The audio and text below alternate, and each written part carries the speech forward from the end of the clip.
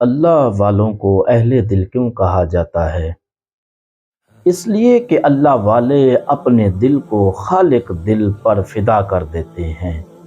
ان کے دل میں اللہ کی محبت تمام محبتوں پر غالب ہے۔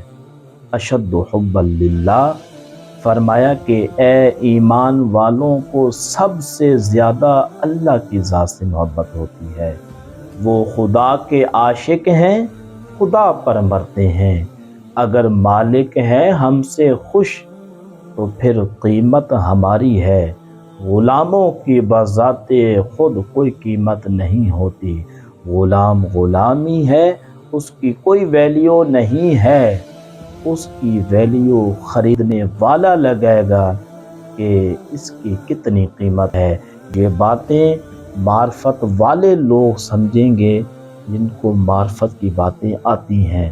جس کو سمجھ آئی ہے وہ سبحان اللہ کہے۔